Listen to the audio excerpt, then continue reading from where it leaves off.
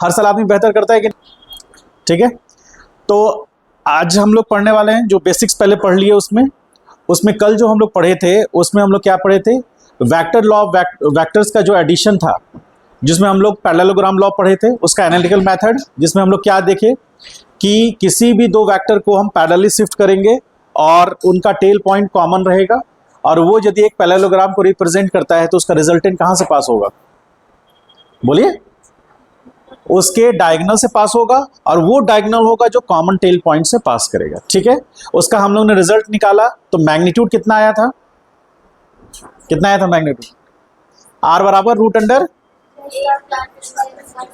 Cos theta. एकदम ये रटा होना चाहिए आपको, अपना नाम याद है उसी तरह ये याद होना चाहिए। ठीक है, दूसरा इसका डायरेक्शन अल्फा, tan अल्फा बताइए, डायरेक्शन tan अल्फा था, वेरी गुड। और यदि बीटा में बात करें जो कि रिजल्टेंट बी के साथ सेकंड वेक्टर के साथ एंगल बना रहा है, बीटा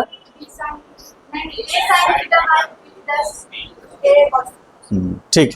चलिए, अब इतना हम लोग को याद है तो हम लोग आगे के प्रोसेस को बेहतर कर सकते हैं। ठीक है, और प्रॉपर्टीज ध्यान में रखना है कि वेक्टर को हम पैरेलल शिफ्ट करेंगे, वेक्टर चेंज नहीं करेगा, ये बार बार यूज होगा। अभी एक क्वेश्चन करेंगे, बेहतरीन क्वेश्चन है, उसमें भी यूज होगा। ठीक है, एक छोटा सा एग्जाम्पल से समझाने की कोशिश करते हैं, ध्यान समझिएगा एक क्वेश्चन, और ड्रॉ जो कर रहे हैं बस फोकस कीजिए, कुछ नहीं लिखना है अभी, सिर्फ ध्यान से देखिए।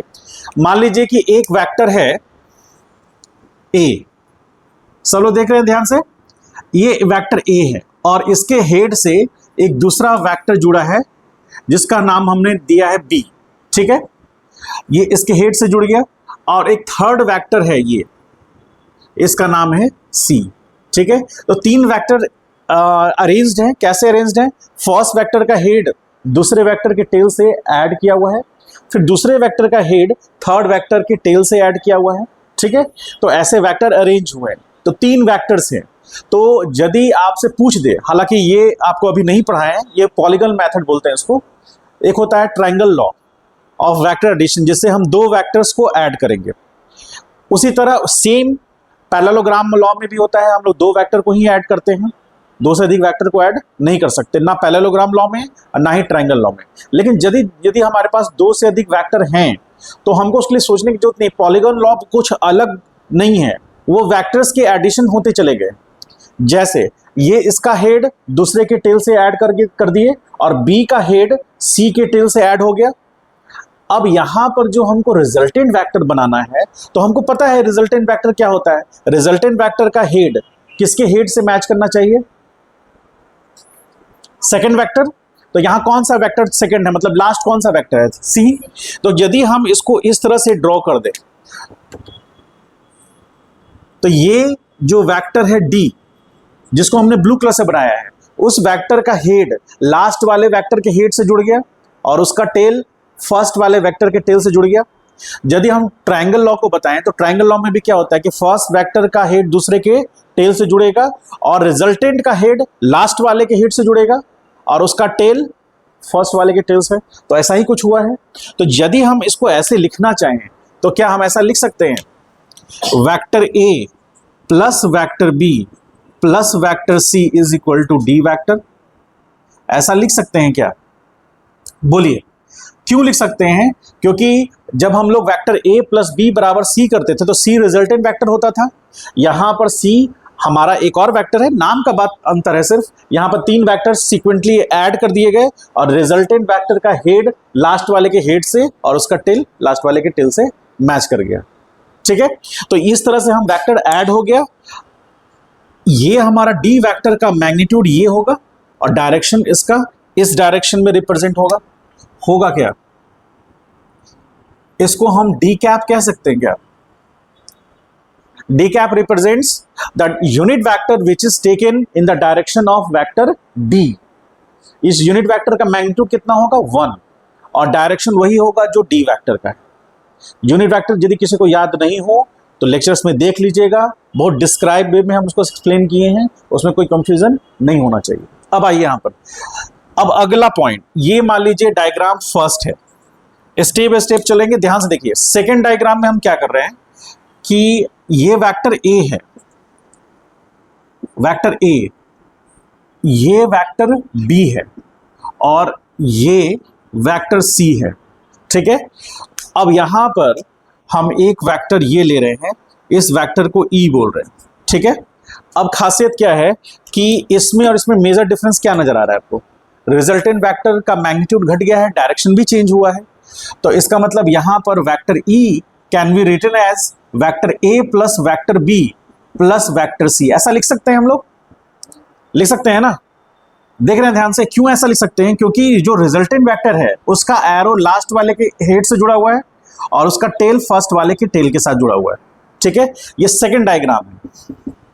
और अब यदि हम इसको ऐसा करें थर्ड डायग्राम में, ये वेक्टर A है, ये वेक्टर B है और ये वेक्टर C है। तो यहां पर जो रिजल्टेंट वेक्टर है को हम ऐसा लिख सकते हैं क्या?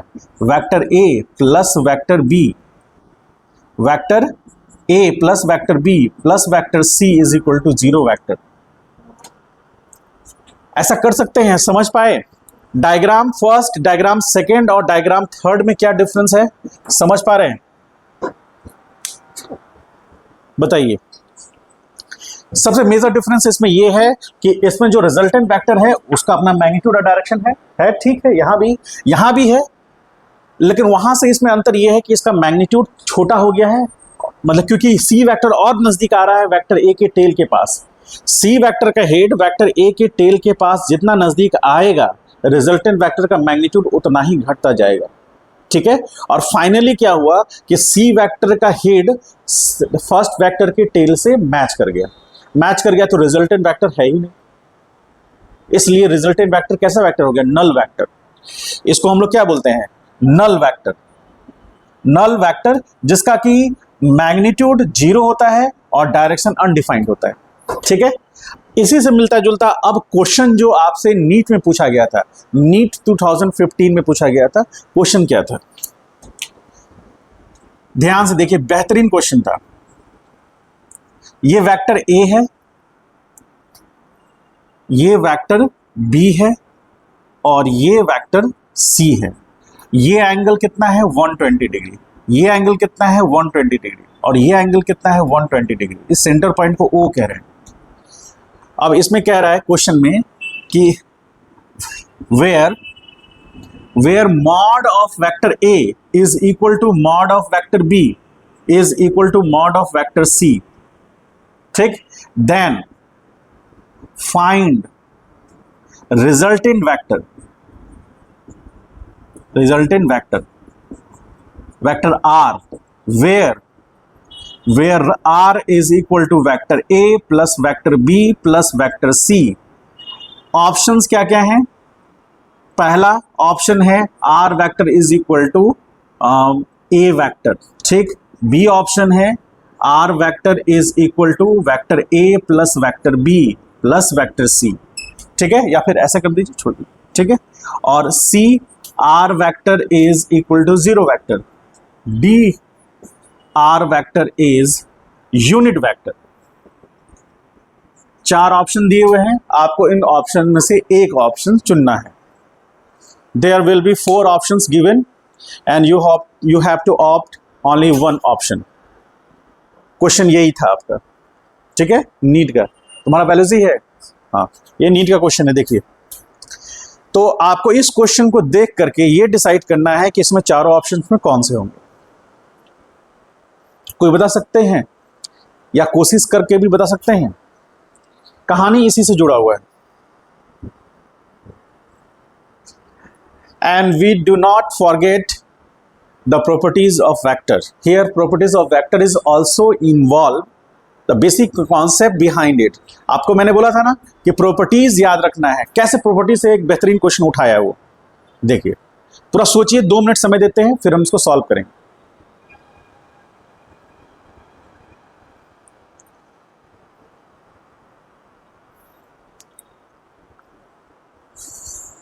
तेजस बताओ, कोशिश करो। देखिए, अभी आपको कोशिश करना है, अभी आपका लेवल वो नहीं आया, लेकिन कोशिश करिएगा तो डेफिनेटली वो लेवल आ जाएगा। कोशिश नहीं करिएगा तो नहीं आएगा। अभी आपके क्वेश्चंस कोशिश की हम मार्क्स देंगे आपको।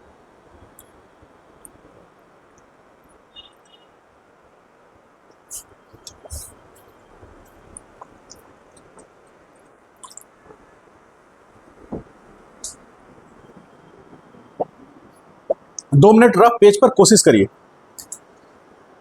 यदि बता दिया तो एक पेन मेरी तरफ से गिफ्ट।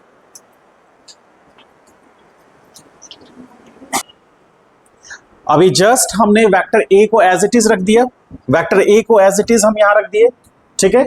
वेक्टर बी जो है वो वेक्टर बी को हम पैरेलल शिफ्ट करेंगे तो वेक्टर बी को हम यहां ला सकते हैं ऐसे।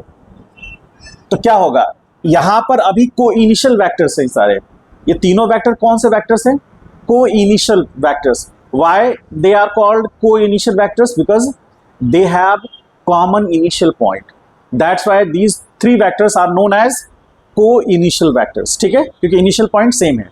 टाइप्स ऑफ वैक्टर्स में हम बताए हैं, आप लोग फिर से देखिएगा उसको। तो अब हम वेक्टर बी को पैरेलल शिफ्ट करके यहां ला सकते हैं, तो क्या डिफरेंस आएगा, वेक्टर ए के हेड से वेक्टर बी का टेल ऐड हो जाएगा। तो हम ऐसा यहां पर कर दें तो हम ऐसे ड्रॉ कर सकते हैं, तो ये होगा वेक्टर बी होगा। और खासियत क्या है, ये एंगल कितना होगा 120, बोलिए हाँ, ठीक है। अब आइए वेक्टर सी, अब वेक्टर सी को हम बी के ऊपर में पैरेलल शिफ्ट कर सकते हैं, तो वेक्टर सी को हम उठाकर यहां ऐसे लाएंगे तो ये होगा वेक्टर सी, होगा ना। अब इसको देखिए, ये क्या कह रहा है, vector A plus vector B plus vector C सब ऐड होकर के यहाँ रिजल्टेंट कुछ बच रहा है क्या, नहीं बच रहा है, तो रिजल्टेंट जीरो हो जा रहा है। क्यों, आपको कैसे पिक करना है वो यहां पर कह चुका है। तो यहां जो रिजल्टेंट वेक्टर आर होगा, तो रिजल्टेंट आर बराबर vector A plus vector B और प्लस वेक्टर सी, क्योंकि तीनों वेक्टर्स के मैग्नीट्यूड क्या है, सेम है। तो एग्जैक्टली ये कौन सा ट्रायंगल बनेगा, इक्विलैटरल ट्रायंगल बनेगा, ठीक है। तो यहां पर a प्लस बी प्लस सी, चूंकि इन तीनों को ऐड करने के बाद रिजल्टेंट जीरो हो जा रहा है ना, जीरो हो रहा है, इसलिए आर वेक्टर क्या होगा, नल वेक्टर। समझ पा रहे हैं, बात क्लियर हुआ, नहीं समझ में आया तो बोलिए, क्लियर है सबको। इसलिए सी ऑप्शन सही होगा, 4 नंबर आपको मिलेगा, गलती करने पर 1 नंबर चला जाएगा, ठीक है। चलिए इसको कंप्लीट कर लीजिए, यदि नहीं लिखे तो लिख लीजिए, ये वाला एक्सप्लेनेशन उसका है।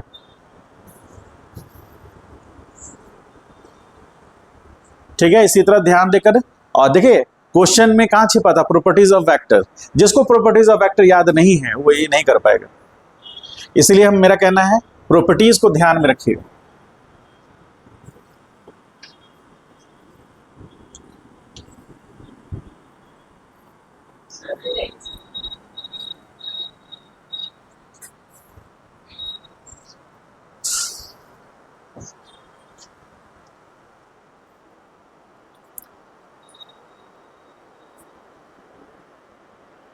कि आपको बताना है ये 4 वेक्टर्स जो हैं एक दूसरे से परपेंडिकुलर हैं। जो वेक्टर डी है ये भी क्या है, परपेंडिकुलर है, वेक्टर डी, ठीक है। अब आपसे पूछ रहा है कि if mod of vector A is equal to mod of vector B is equal to mod of vector C is equal to mod of vector D, find E vector. E vector आपको निकालना है, where situation क्या है, where E vector is equal to vector A plus vector B plus vector C plus vector D. कर सकते हैं। यदि पिछला टॉपिक आपने पिछला जो कॉन्सेप्ट समझा है पिछला क्वेश्चन का, तो उसी पर है, बिना ड्रॉ के ये बता सकते हैं। लेकिन ड्रॉ करना चाहते हैं, इनिशियल लेवल है तो ड्रॉ करके देखिए। वेक्टर को क्या करना है, वेक्टर को हमें पैरेलल शिफ्ट करना है, ठीक है। वेक्टर को पैरेलल शिफ्ट करना है और चारों वेक्टर्स को ऐड कर देना है, जैसे हम लोग ट्रायंगल लॉ में जस्ट अभी इसके पहले किए, उसी तरह हमको यहां भी करना है। तो यदि मान लीजिए कि ये वेक्टर बी को हम पैरेलल शिफ्ट करके वेक्टर ए के हेड पे ला दें तो ऐसे ऐड हो जाएगा। वेक्टर सी को पैरेलल शिफ्ट करेंगे तो बी के हेड से जुड़ जाएगा वो, और वेक्टर डी को हम यदि पैरेलल शिफ्ट करेंगे तो वो उसके सी के हेड से जुड़ जाएगा। तो सिचुएशन कुछ इस तरह का होगा, देखिए सिचुएशन कुछ इस तरह का होगा कि वेक्टर ए हुआ, अब हम वेक्टर बी को हम पैरेलल शिफ्ट किए तो ये वेक्टर बी बन गया, ठीक है। अब वेक्टर सी तो किस डायरेक्शन में है, नेगेटिव एक्स में, उसको हम पैरेलल शिफ्ट करेंगे तो वो ऐसे आ गया, होगा ऐसे। और डी वेक्टर को हम पैरेलल शिफ्ट करेंगे तो वो ऐसे आ जाएगा। फिर से यहां पर जो रिजल्टेड वेक्टर ई है वो क्या होगा, 0, जिसको हम लोग नल वेक्टर का नाम देते हैं, ठीक है। तो ये 0 होगा, तो इसलिए यहां पर भी ई वेक्टर जो कहलाएगा वो 0, और इसी को बोलेंगे हम नल वेक्टर। समझ पाए इस बात को? इस टाइप के क्वेश्चंस आराम से सॉल्व हो जाएंगे। प्रॉपर्टीज को ध्यान में रखते हैं, उसी से हो जाएगा सॉल्व, ठीक है। कोई जरूरी नहीं है, कोई जरूरी नहीं है वो कितने एंगल पर है, उनका ओरिएंटेशन क्या है वो डिपेंड करता है ना। तो सेम एंगल हुआ तो कितने वेक्टर्स हैं ये भी डिपेंड करता है। जैसे समझिए ये फैन है, तो फैन के ये विंग और उस विंग के बीच का एंगल कितना है। मान लीजिए सपोज करें, इधर ध्यान से देखिए सब लोग, मान लीजिए ये विंग और उस विंग के बीच का एंगल हम 120 डिग्री से अलग कर देते हैं, चेंज कर देते हैं, 100 डिग्री पे कर देते हैं, तो इन दोनों के बीच का एंगल हो गया 100 डिग्री। तो इसका और इसके बीच का एंगल 100 डिग्री। तो अब ये वाला और उस विंग के बीच का एंगल कितना होगा, 100 पर 100 200, तो और बाकी कितना बच जाएगा 160। तो इन दोनों के बीच का एंगल 100, इन दोनों के बीच का एंगल 100 और इन दोनों के बीच का 160, एंगल इक्वली डिस्ट्रीब्यूट नहीं हुआ। तो जब फैन रोटेट करेगा तो कहीं सेक्शन में ज़्यादा हवा जो है वो ड्रैग नीचे करेगा, मतलब ज़्यादा हवा को नीचे फोर्स देगा, और कहीं पर जहाँ स्पेस ज़्यादा है वहाँ कम देगा। एक नेट इफेक्ट डेवलप कर जाएगा और ये रोटेट नहीं एग्जैक्टली करेगा, ऐसे से हिलने लगेगा। क्योंकि फोर्स भी वेक्टर है। फोर्सेज यदि इक्वली डिस्ट्रीब्यूट नहीं होंगे तो एक एंड पे ज़्यादा फोर्स लगेगा और वो पंखा थोड़ा टिल्ट हो जाएगा।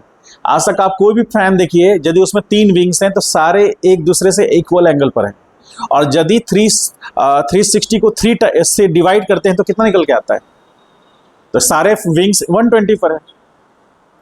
यदि 4 विंग का फैन है तो सारे विंग एक दूसरे से 90 डिग्री पे होंगे, क्योंकि 360 टोटल एंगल हुआ, उसको डिवाइड करेंगे नंबर ऑफ विंग से।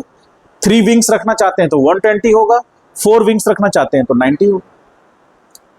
इक्वली डिस्ट्रीब्यूशन बहुत जरूरी है। आगे जाकर के आप जब डायनेमिक्स पढ़ेंगे तो हम वहाँ इक्वी डिस्ट्रीब्यूशन ऑफ फोर्सेस पढ़ाएंगे, बैलेंसिंग ऑफ फोर्सेस पढ़ाएंगे, और उसके बाद जब रोटेशन में आएंगे, जो इसमें होता है रोटेट करना, रोटेशन में आएंगे तो वहाँ पर रोटेशनल इक्विलिब्रियम बताएंगे, ट्रांसलेशनल इक्विलिब्रियम बताएंगे, और यदि दोनों अचीव हो गया तो उसी को कहते हैं जनरल इक्विलिब्रियम। तो कोई भी सिस्टम मतलब स्टेबल तभी रहेगा जब वो जनरल इक्विलिब्रियम में रहेगा। आगे जाकर के धीरे धीरे पढ़ेंगे हम लोग, ठीक है। ये समझना है। अब इसी से एक रिलेटेड क्वेश्चन करते हैं, और ध्यान समझिएगा। क्वेश्चन नंबर 3 करते हैं हम लोग। क्वेश्चन नंबर 3 में क्या कह रहा है, ध्यान समझिए। क्वेश्चन में कह रहा है, क्वेश्चन नंबर 3 में, इससे क्वेश्चन नंबर 3 करने से पहले एक छोटा सा हम कॉन्सेप्ट को समझ लेते हैं। बहुत बड़ा कॉन्सेप्ट नहीं है, समझ सकते हैं आराम से। इसको हमेशा याद रखना है, हमेशा ध्यान में रखना है इसको। हाँ, अच्छा, अब ठीक है। देखिए यहां पर एक है हमारे पास ये ट्रायंगल, ये ट्रायंगल की खासियत है, ये राइट एंगल ट्रायंगल है। ये एंगल हम इसको मान रहे हैं 53 डिग्री, तो ये एंगल कितना होगा 37 डिग्री, ठीक। तो ये 53 डिग्री है, इस लेंथ को 4 कह रहे हैं, इस लेंथ को 5 कह रहे हैं, और इस लेंथ को 3 कह रहे हैं। ये हम अपने मन से नहीं कह रहे हैं, ये है, ये आएगा वैल्यू। ऐसा नहीं है कि हम अपने मन से कह रहे हैं। कैसे? जैसे इस केस में हम साइन 53 डिग्री यदि लिखते हैं तो क्या लिखेंगे, 4/5 लिखेंगे। तो आप कैलकुलेटर पर साइन 53 डिग्री पुट करेंगे तो उसका जो वैल्यू आएगा वो वही होगा जो 4/5 करने से आएगा, ठीक है। मान लीजिए साइन 53 का वैल्यू 0.87 आया, मान लीजिए थोड़ा देर के लिए, क्योंकि 4/5 है, यहाँ ऊपर में 5 रहता तो 1 आता, ये रेशियो 1 से कम है, तो मान लीजिए 0.87 है, तो 4/5 करने पे भी हमको 0.87 आएगा। ये कैलकुलेटिव वैल्यू है। हम लोग मैथमेटिक्स में, फिजिक्स में इसको यूज करते हैं, इसीलिए ये कैलकुलेटिव वैल्यू को हमने यहाँ पुट कर दिया है, जो आपको याद हो जाएगा क्वेश्चंस करेंगे तो। ठीक है, तो उसको यूज कर रहे हैं। sin 53 कैलकुलेटर में पुट करेंगे तो जो वैल्यू देगा वो वही वैल्यू होगा कि जब हम 4/5 करेंगे तो आएगा। ठीक है, अब आइए cos। तो यहां पर इस केस में जब sin 53 कर रहे हैं तो cos 53 करेंगे तो कितना आएगा? 3/5 आएगा। ठीक है, समझ रहे हैं आप लोग? एक सेकेंड, 53 इसको हटा ही दे, कंफ्यूजन नहीं होना चाहिए। cos 53, ठीक है। अब उसके बाद tan आ जाइए, tan 53। तो tan 53 मतलब tan मतलब परपेंडिकुलर बाय बेस, तो परपेंडिकुलर कितना है हमारा 4, बेस कितना है 3। तो ये जितने भी टर्म्स हैं, ये टर्म्स हमारे लिए कौन से ट्रायंगल फॉलो करने पे आ रहा है? जिसमें परपेंडिकुलर कितना है 4 है और जिसमें बेस कितना है 3। अब हमारे पास एक ट्रायंगल आता है, इस ट्रायंगल को देखिए ध्यान से।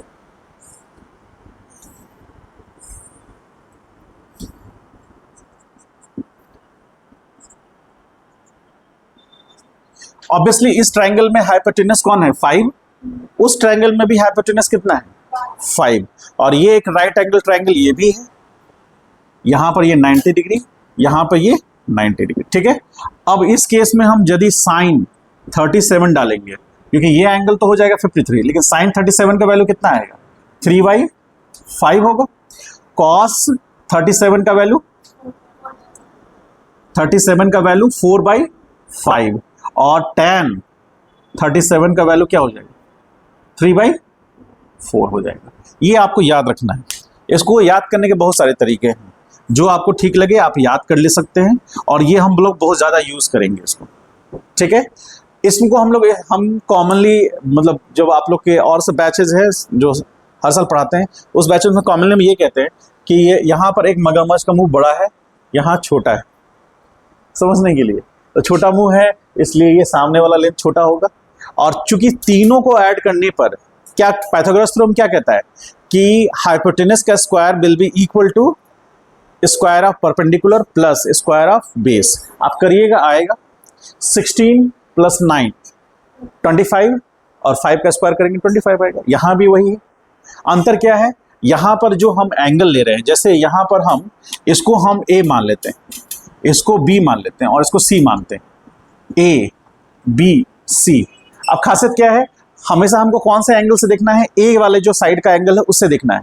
B तो 90 डिग्री है ही।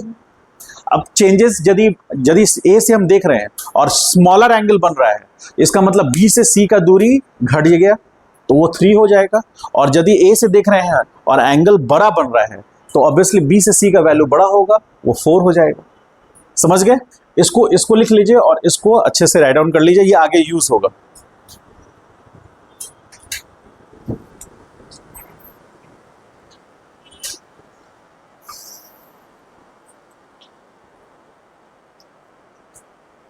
लिखिए, a car is displaced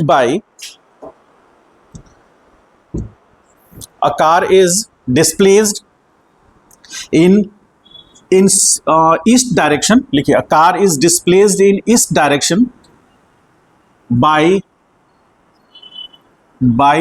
3 meter। a car is displaced along east by 3 meter after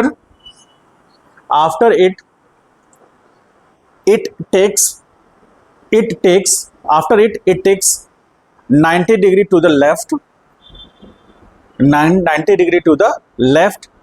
and displaced by 4 meter। 90 degree to the left and displaced by 4 meter। Find displaced by 4 meter। Find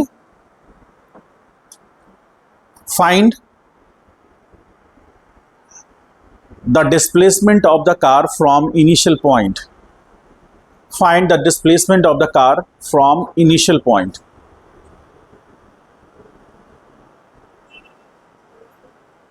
of the car from initial point. समझ में आया question? चलिए लिख लिए सब लोग। अब question को एक बार और पढ़ लीजिए, उसके बाद हम लोग सॉल्व करते हैं इसको। क्वेश्चन को एक बार और पढ़िए।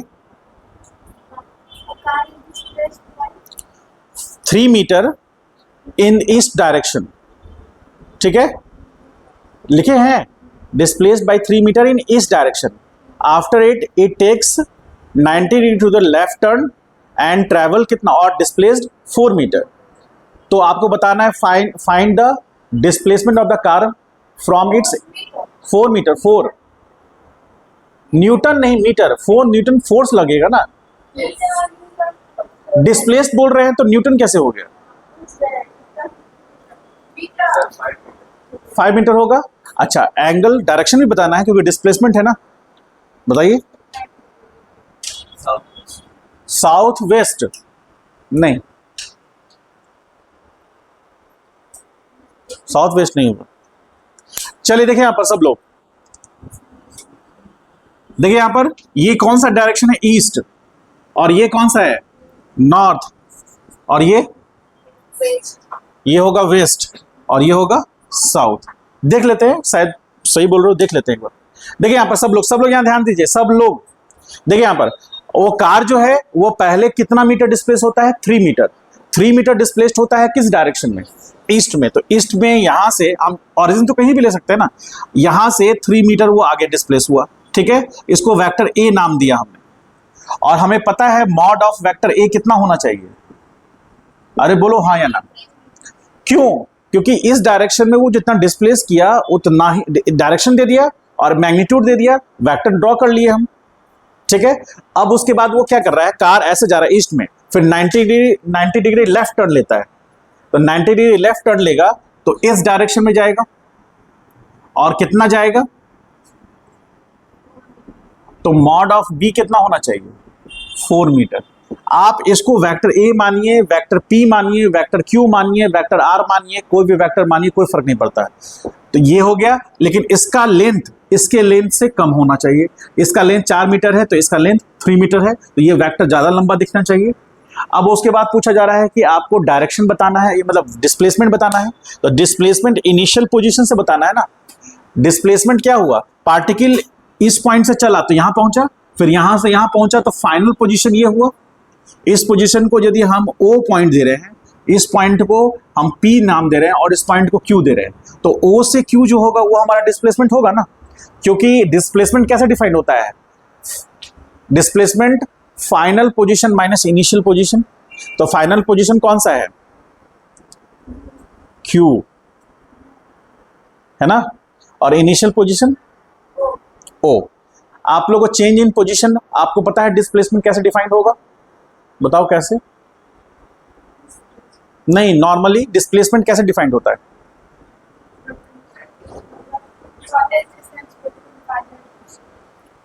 Final initial position final position और इनिशियल पोजीशन को मिलाने वाली जो शॉर्टेस्ट लाइन है, that line will be displacement, and its direction कैसे डिसाइड होगा? इनिशियल से जाएगा फाइनल की तरफ जाएगा, ठीक है। तो यहां से ये हो गया एरो, तो ये ए वेक्टर बी वेक्टर इसको हम मान लेते हैं सी वेक्टर। तो सी वेक्टर हमारा डिस्प्लेसमेंट वेक्टर है, तो vector C will be R displacement vector, ठीक है, होगा। तो वेक्टर सी बराबर क्या होगा? Vector A plus vector B लिख सकते हैं क्या? जब हमको दो वेक्टर का एडिशन पता है, और यहां पर क्या हो रहा है? दो वेक्टर्स हैं और यहां पर हम रिजल्टेंट जो निकाल रहे हैं वो वेक्टर सी से रिप्रेजेंट हो रहा है। अब हमको क्या करना है, ध्यान से देखिए। Vector can be shifted parallelly, ठीक है, वेक्टर शिफ्ट हो सकता है पैरेलली। तो वेक्टर बी को हम यहां ऐसे ड्रॉ कर सकते हैं क्या? बोलिए, ये वेक्टर बी रिप्रेजेंट करेगा? अरे हाँ या ना? करेगा। और यहां पर ये वेक्टर ए होगा। तो एक पैरेललोग्राम बन रहा है। पैरेललोग्राम में ये एंगल कितना है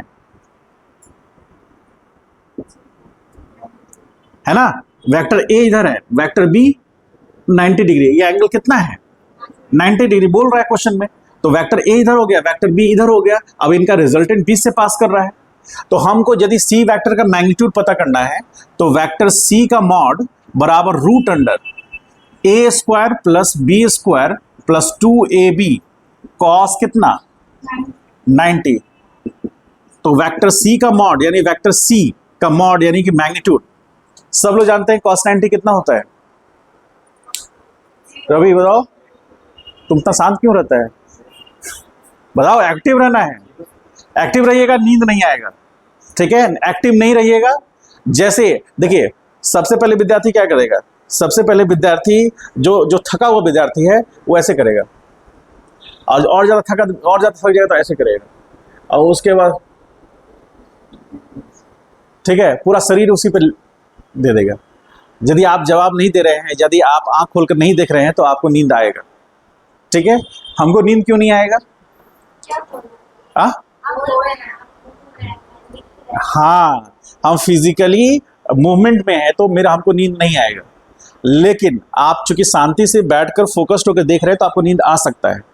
इसीलिए ध्यान रखना है, बीच में जैसे जैसे पूछे वैसे वैसे बताते जाना है, ठीक है। नहीं तो फिर कल पूछेंगे अटक जाइएगा, ठीक है। और सारे टॉपिक्स एक दूसरे से कनेक्टेड है, जैसे चैन कनेक्ट होता है ना, उसी तरह कोई टॉपिक एक दूसरे से अलग नहीं है। आइए, तो यहां पर हमको सी वेक्टर का मैग्नीट्यूड पता होना चाहिए। पता करने के लिए क्या करना चाहिए, ए का स्क्वायर पता, ए का कितना मैग्नीट्यूड होगा 3 का स्क्वायर और प्लस 4 का स्क्वायर प्लस 2 इंटू 3 इंटू 4 और cos 90 कितना, तो पूरा का पूरा वैल्यू 0 हो गया ये। तो यहाँ आ गया c इज इक्वल टू कितना 5 मीटर होगा, क्यों, क्योंकि 9 प्लस 16 25 और उसका रूट कितना हो गया 5। तो यहाँ 5 मीटर आ गया इसका मैग्नीट्यूड। वेक्टर c का मॉड कितना आया 5 मीटर। अब हमको ये अल्फा निकाल देना है तो डायरेक्शन मिल जाएगा। क्योंकि डिस्प्लेसमेंट एक वेक्टर है तो सिर्फ मैग्नीट्यूड से काम नहीं चलेगा, तो मैग्नीट्यूड तो निकल गया, अब डायरेक्शन निकालना है। तो हमको पता है tan अल्फा बराबर कितना b sine theta upon a plus b cos theta.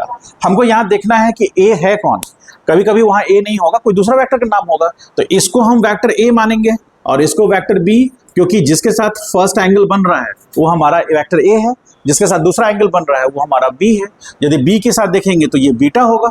तो tan अल्फा, तो इसमें हमको b कितना है, b का मैग्नीट्यूड कितना है 4 और साइन कितना यूज करना है, वेरी गुड। तो साइन 90 डिवीजन में a कितना है हमारे पास 3 प्लस 4 कॉस 90 0, तो ये पूरा का पूरा टर्म 0, यहाँ पर 1 आया तो 4/3, ठीक है। tan अल्फा याद कीजिए, आज से हम लोग कई हजार साल पहले पढ़े थे कि tan अल्फा बराबर कितना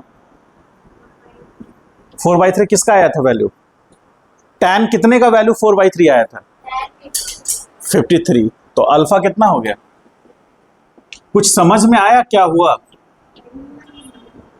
समझ में आया, कुछ क्लियर हुआ माइंड में।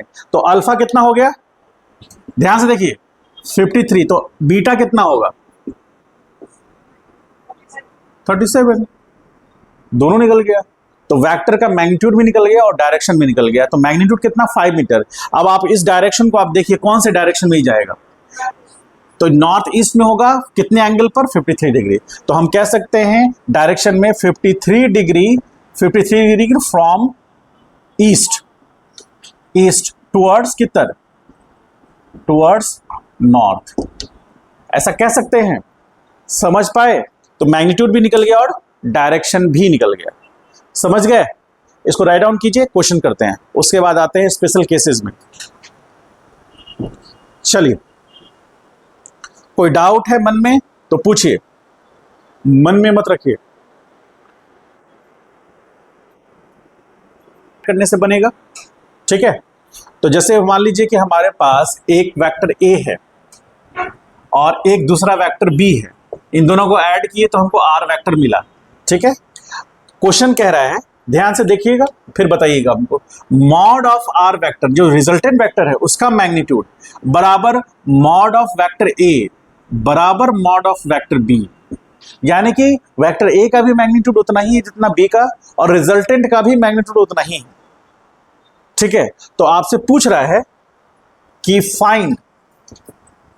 Find the angle between vectors. कौन कौन से vectors? Angle between vectors A and B. Vector A and B के बीच का एंगल पूछ रहा है, इसका मतलब थीटा पूछ रहा है आपसे। कौन सा थीटा? आर बराबर root under A square plus B square plus 2ab cos theta. तो थीटा पूछ रहा है आपसे, ठीक है। देखिए यहां पर फिर आगे ऐसा ही क्वेश्चन देंगे, फिर बनाइएगा आप। तो देखिए क्वेश्चन में, सॉल्यूशन में हम क्या कर रहे हैं कि आर वेक्टर बराबर root under A square plus B square plus 2ab cos theta लिखेंगे। ये बार बार यूज हो रहा है, आपको याद भी हो जाएगा। हमको थीटा निकालना है क्योंकि इसमें सब कुछ दिया हुआ है, सिर्फ थीटा नहीं दिया हुआ है। सब कुछ कैसे दिया हुआ है? रिजल्टेंट वेक्टर का मैग्नीट्यूड दिया हुआ है, ए का मैग्नीट्यूड दिया है, बी का मैग्नीट्यूड दिया है, फिर तो यही यूज हुआ है। अब देखिए आर का मैग्नीट्यूड कितना है, हम मान लेते हैं इन सारे का वैल्यू कितना है, ए, मतलब सब का, तीनों का मैग्नीट्यूड बराबर है, तो कुछ भी मान लीजिए, तो हम ए ही मान लेते हैं। तो यहां पर हम लिखेंगे ए लिखेंगे रूट अंडर, यहां क्या लिखेंगे ए स्क्वायर और यहां भी plus 2a square cos theta लिखेंगे। अब दोनों साइड स्क्वायर करेंगे तो यहाँ a स्क्वायर और ये a स्क्वायर ऐड हो जाएगा, 2a स्क्वायर होगा और यहाँ 2a स्क्वायर होगा, कॉस थीटा होगा ऐसा ही। अब यहाँ 2a स्क्वायर है और यहाँ 2a स्क्वायर कॉमन आएगा, तो a स्क्वायर बराबर 2a स्क्वायर कॉमन लेंगे तो 1 प्लस कॉस थीटा होगा ऐसा। तो a स्क्वायर से a स्क्वायर कैंसिल आउट होगा, ठीक है। माइनस हो रहा है या फिर डिवीजन हो रहा है, माइनस होगा ए स्क्वायर माइनस 2a स्क्वायर, तो a स्क्वायर बचेगा माइनस में, लेकिन यहां पर a स्क्वायर डिवीजन में 2a स्क्वायर है। समझ रहे हैं? जनरली स्टूडेंट गलती करते हैं, बहुत तेजी से गलती करके आगे बढ़ जाते हैं। इतने साल में मैंने ये चीज देखा है। तो यहाँ a स्क्वायर 2a स्क्वायर, तो यहाँ a स्क्वायर इसका कैंसिल हुआ तो यहाँ 1/2 होगा। जनरली बच्चा क्या लिखता है यहाँ? माइनस a स्क्वायर, जल्दबाजी में। और खासकर बायोलॉजी का बच्चा जिसका मैथ जो है ना वो महान होता है, वो महान मैथमेटिशियन होता है, अपने आप में ही वो महान मैथमेटिशियन होता है। सही में वो अरे बड़े बड़े मैथमेटिशियन को चैलेंज कर देगा, ठीक है। जैसे देखिए √3/2 और /4 होगा ना, तो वो क्या करेगा ना, उसका मतलब उसका जो है ना, वो मैथमेटिशियन जनरली माइंड से सोचते हैं, वो दिल से सोचता है, ठीक है। उसको ये लगता है यहाँ 0, 2 और 4 कट जाना चाहिए, कुछ ऐसा करता है कि कट जाए। ये नहीं, रूल नहीं फॉलो करेगा वो, उसको लग रहा है, मेरा दिल कह रहा है कि ये कट जाएगा, तो दिल कहा और काट देगा उसको। तो यहां पर जैसे √3/2 और /4/1 नहीं करेगा, तो यहाँ क्या लिखेगा? √3/2 × 4 1 ऐसा नहीं करेगा वो क्या करेगा? कटना चाहिए, √3/2 × 4। ओहो वेरी गुड, 2√3, यस, ऐसे करेगा। उसको लग रहा है 4 नंबर आ गए, लेकिन 1 नंबर कट गया।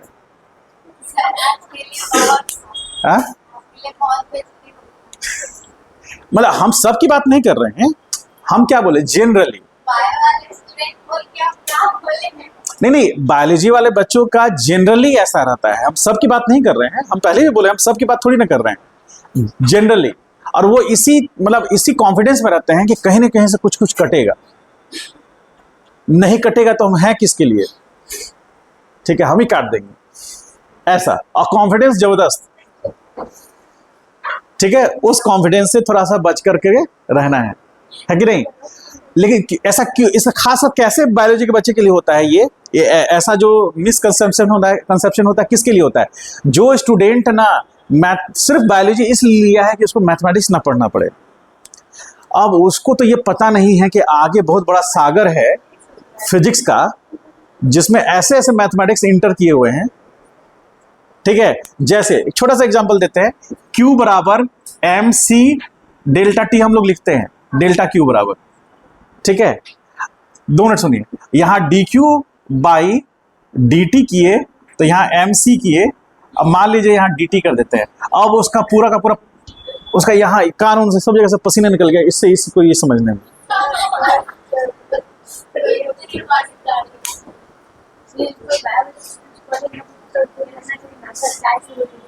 नहीं पहले ही ठीक थे।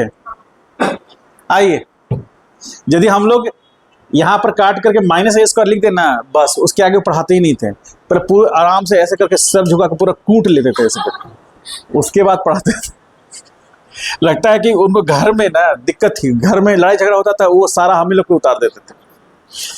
आइए, तो यहाँ 1/2 1 प्लस कॉस थीटा, ठीक है। अब ये इधर जाएगा, माइनस होगा, तो 1/2 -1 is equal to cos theta. अब यहां पर देखिए, यहां माइनस, तो -1/2 is equal to cos theta, तो cos theta is equal to -1/2 आ गया। 1/2 तो पता है, कॉस 1/2 कितने कॉस का वैल्यू होता है, 60 का होता है, लेकिन यहां तो -1/2 है। वेरी गुड, तो यहां पर हम लिख सकते हैं cos 120, इसलिए थीटा बराबर हो जाएगा, आपसे यही पूछ रहा था ना, find angle between vector A and. समझ पाए? इसका डायग्राम हम बना के दिखा देते हैं कि आखिर कैसे ये संभव है कि कोई फर्स्ट वेक्टर है और उतना ही मैग्नीट्यूड का सेकंड वेक्टर है और उतना ही मैग्नीट्यूड का उसका रिजल्टेंट भी है। देखिए कैसे होगा। हाँ, देखिए 120 तो पहले से 60 हो गया। जैसे देखिए cos 60 का वैल्यू कितना होगा, 1/2, ठीक है। cos 180 माइनस 60 करेंगे तो हमको मिलेगा, ये सेकंड क्वाड्रेंट में होगा। हाँ, अच्छा, cos a माइनस b का फॉर्मूला जानते हैं, ये हम बताएंगे, आगे बताने वाले हैं, हम बताएंगे आपको, अभी उसके लिए मत सोचिए, हम बताएंगे उसको, ठीक है। लेकिन ये बात को ध्यान से समझिए कि cos हमको क्या निकालना है।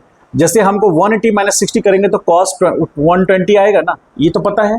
cos a माइनस b का जो फॉर्मूला है उससे हम वैल्यू निकालेंगे, तो ये यहाँ पर -1/2 अपने आप दे देगा वो, ठीक है।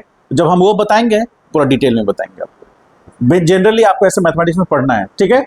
अगला क्वेश्चन अगले क्लास में करेंगे तो ये सारा पॉइंट्स कवर हो जाएगा उसमें, ठीक है। अब यहाँ पर देखिए 120 जो यहाँ हुआ, डायग्राम हम इसको जस्ट बता देते हैं, फिर अगले क्लास में इसको हम कवर कर देंगे।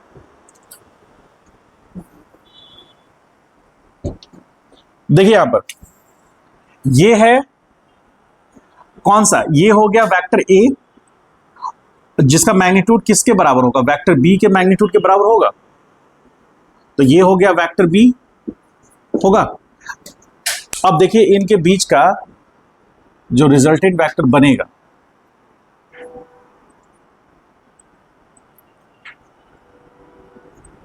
तो ये है वेक्टर ए और ये है वेक्टर बी, तो इसका जो रिजल्टेंट है ये, तो ये रिजल्टेंट वेक्टर, क्या तीनों का लेंथ ऑलमोस्ट सेम लग रहा है, हाँ ऑलमोस्ट सेम, जो हम हाथ से ड्रॉ किए हैं इसलिए थोड़ा चेंजेस नजर आएगा।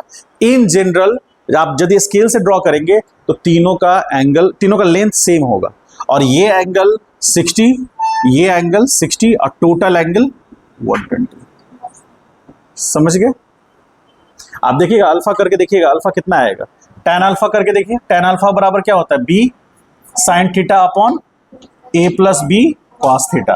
तो b कितना है हमारा, a, साइन कितना 120, डिवीजन में यहां भी a प्लस a कितना cos 120 ना, तो यहां पर साइन 120 का वैल्यू कितना होगा, सेकंड क्वाड्रेंट में है, पॉजिटिव होगा। साइन 180 मतलब cos 60 का वैल्यू, क्योंकि 180 माइनस थीटा करने पर हमको आएगा, तो यहाँ a cos 60, तो cos 60 का वैल्यू कितना होगा, सॉरी साइन 60 का वैल्यू, हाँ, और डिवीजन में यहाँ a प्लस a और cos 60 तो 120 बराबर इतना आ गया।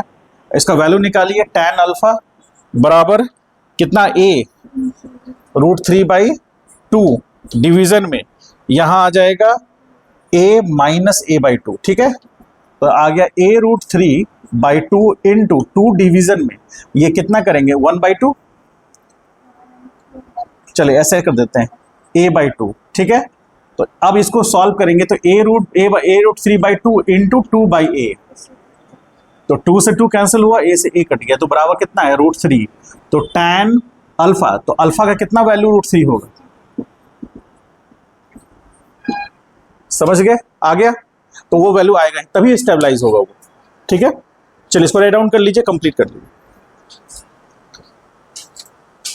नेक्स्ट क्लास में ये वाला जो डिफरेंस है cos 120 कैसे आया, और साइन a, आप लोगों को ये पता है a प्लस बी का फॉर्मूला, साइन ए माइनस बी का फॉर्मूला ये पता है? कॉस ए प्लस बी का फॉर्मूला ये पता है क्या? ठीक है, तो कल हम बताएंगे, कल बताएंगे तो सॉल्व हो जाएगा। और सब ये सब मैथमेटिक्स है, लेकिन हम पढ़ा देंगे आप लोग को।